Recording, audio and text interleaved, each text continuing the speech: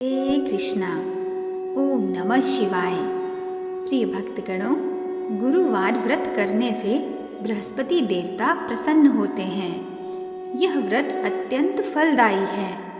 अग्नि पुराण के अनुसार अनुराधा नक्षत्र युक्त गुरुवार से आरंभ करके 7 गुरुवार व्रत करने से बृहस्पति ग्रह की हर पीड़ा से मुक्ति मिलती है। बृहस्पतिवार व्रत कथा के अनुसार प्राचीन समय की बात है। एक नगर में एक बड़ा व्यापारी रहता था। वह जहाज़ों में माल लदवाकर दूसरे देशों में भेजा करता था। वह जिस प्रकार अधिक धन कमाता था, उसी प्रकार जी खोलकर दान भी करता था। परंतु उसकी पत्नी अत्यंत कंजूस थी। वह किसी को एक दमड़ी भी नहीं देने देती थी।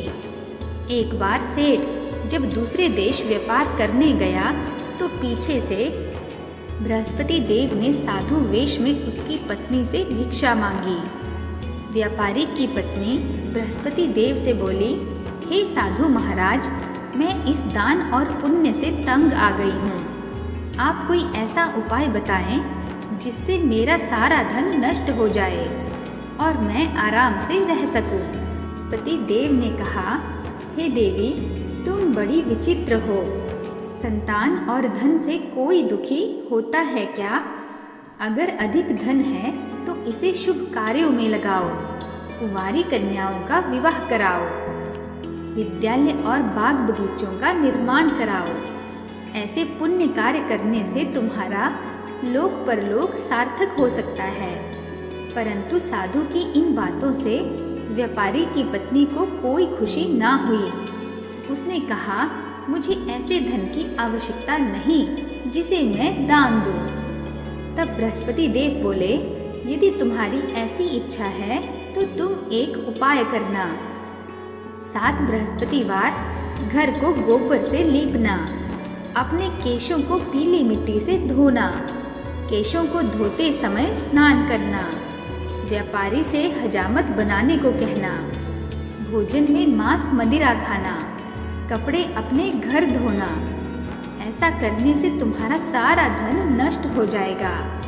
इतना कहकर बृहस्पति देव अंतर ध्यान हो गए। व्यापारी की पत्नी ने बृहस्पति देव के कहे अनुसार 7 बृहस्पतिवार वैसा ही करने का निश्चय किया।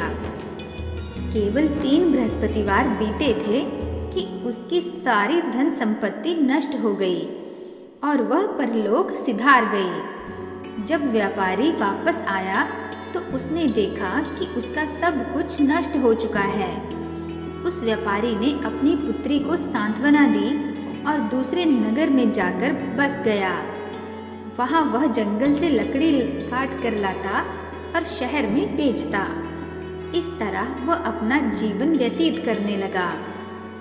एक दिन उसकी पुत्री ने दही खाने की इच्छा प्रकट की, लेकिन व्यापारी के पास दही खरीदने के पैसे ना थे। वह अपनी पुत्री को आश्वासन देकर जंगल में लकड़ी काटने चला गया। वहाँ एक वृक्ष के नीचे बैठ अपनी पूर्व दशा पर विचार कर रोने लगा। उस दिन बृहस्पतिवार था। तभी वहाँ बृहस्पति देव साधु के रूप में सेठ के पास आए और बोले, हे मनुष्य, तू इस जंगल में किस चिंता में बैठा है? तब व्यापारी बोला, हे महाराज, आप सब कुछ जानते हैं।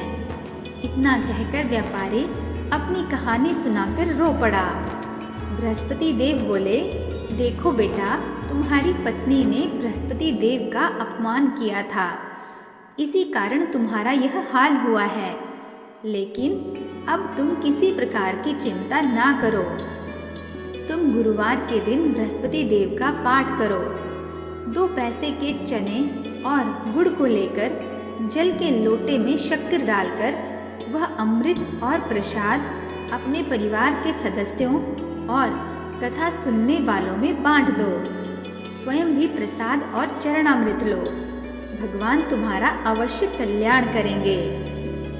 साधु की बात सुनकर व्यापारी बोला, महाराज, मुझे तो इतना भी नहीं पता कि मैं अपनी पुत्री को दही कैसे लाकर दूं। इस पर साधु जी बोले, तुम लकड़ियां शहर में बेचने जाना, तुम्हें लकड़ियों के दाम पहले से चौगुना मिलेंगे, जिससे तुम्हारे सारे कार्य सिद्ध हो जाएंगे। उसने लकड़ियां काटी और शहर में बेचने के लिए चल पड़ा। उसकी लकड़ियां अच्छे दाम में बिक गई, जिससे उसने अपनी पुत्री के लिए दही लिया और गुरुवार की कथा हेतु चना गुड़ लेकर कथा की और सामग्री लेकर लौट गया। उसी दिन से उसकी सारी कठिनाइयां दूर होने लगी, परंतु अगले बृहस्पतिवार को वह कथा करना भूल गया। अगले दिन वहाँ के राजा ने एक बड़े यज्ञ का आयोजन कर पूरे नगर के लोगों के लिए भोज का आयोजन किया। राजा की आज्ञा अनुसार पूरा नगर राजा के महल में भोज करने गया, लेकिन व्यापारी व उसकी पुत्री तनिक विलंब से पहुँचे। अतः उन दोनों को राजा ने महल में ले जाकर भोजन कराया। जब वे दोनों लौट कर आए, तब रानी ने देखा कि उसका खूंटी पर टंगा हार गायब है। रानी को व्यापारी और उसकी पुत्री पर संदेह हुआ कि उसका हार उन दोनों ने ही चुराया है। राजा की आज्ञा से उन दोनों को कारावास की कोठरी में कैद कर दिया गया। कैद में पड़कर दोनों अत्यंत दुखी हुए। वहाँ उन्होंने बृहस्पति देवता का स्मरण किया। बृहस्पति देव ने प्रकट होकर व्यापारी को उसकी भूल का आभास कराया और उन्हें सलाह दी कि गुरुवार के दिन कैद खाने के दरवाजे पर तुम्हें 2 पैसे मिलेंगे। उनसे तुम चने और मुनक्का मंगवा कर विधि पूर्वक बृहस्पति देवता का पूजन करना, तुम्हारे सारे दुख दूर हो जाएंगे। बृहस्पतिवार को कैद खाने के द्वार पर उन्हें 2 पैसे मिले। बाहर सड़क पर एक स्त्री जा रही थी। व्यापारी ने उसे बुलाकर गुड़ और चने लाने को कहा। इस पर वह स्त्री बोली, मैं अपनी बहू के लिए गहने लेने जा रही हूँ, मेरे पास समय नहीं है। इतना कहकर वह चली गई। थोड़ी देर बाद वहाँ से एक और स्त्री निकली। व्यापारी ने उसे बुलाकर कहा कि हे बहन, मुझे बृहस्पतिवार की कथा करनी है, तुम मुझे 2 पैसे का गुड़ चना ला दो।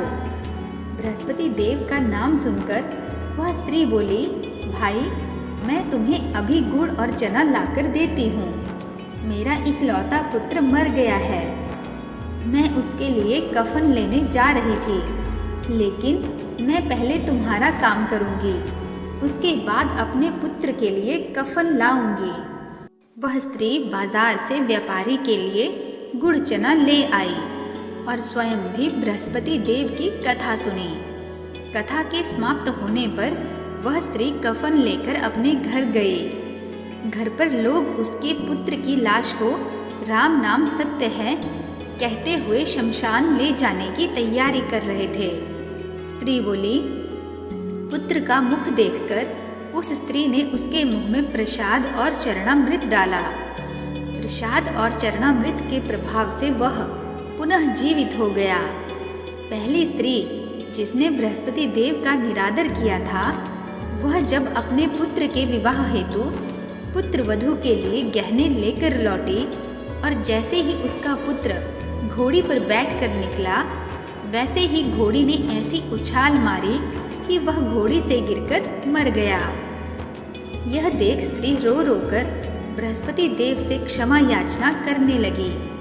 उस स्त्री की याचना से बृहस्पति देव साधु वेश में वहां पहुंचकर कहने लगे, देवी, तुम्हें अधिक विलाप करने की आवश्यकता नहीं है।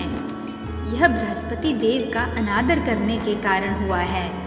तुम वापस जाकर मेरे भक्त से क्षमा मांगकर कथा सुनो, तब ही तुम्हारी मनोकामना पूर्ण होगी। जेल में जाकर उस स्त्री ने व्यापारी से माफी मांगी और कथा सुनी। कथा के उपरांत वह प्रसाद और चरणामृत लेकर अपने घर वापस गई। घर आकर उसने चरणामृत अपने मृत पुत्र के मुख में डाला। चरणामृत के प्रभाव से उसका पुत्र भी जीवित हो उठा। उसी रात बृहस्पति देव राजा के सपने में आए और बोले, हे राजन, तूने जिस व्यापारी और उसकी पुत्री को जेल में कैद कर रखा है वह बिल्कुल निर्दोष है। तुम्हारी रानी का हार वहीं खूंटी पर टंगा है। दिन निकला तो राजा रानी ने हार खूंटी पर लटका हुआ देखा। राजा ने उस व्यापारी और उसकी पुत्री को रिहा कर दिया और उन्हें आधा राज्य देकर उसकी पुत्री का विवाह उच्च कुल में करवाकर दहेज में हीरे जवाहरात दे दिए। तो प्रिय भक्तों, आप सब भी प्रेम से बोलिए ओम बृहस्पति देवाय नमः। आशा करती हूँ कि मेरे द्वारा सुनाई गई यह कथा आपको अत्यंत पसंद आई होगी। यदि आपको यह कथा पसंद आई हो तो चैनल को लाइक, शेयर तथा सब्सक्राइब अवश्य कीजिएगा। मिलते हैं नेक्स्ट वीडियो में। तब तक के लिए जय श्री कृष्णा। नमस्कार।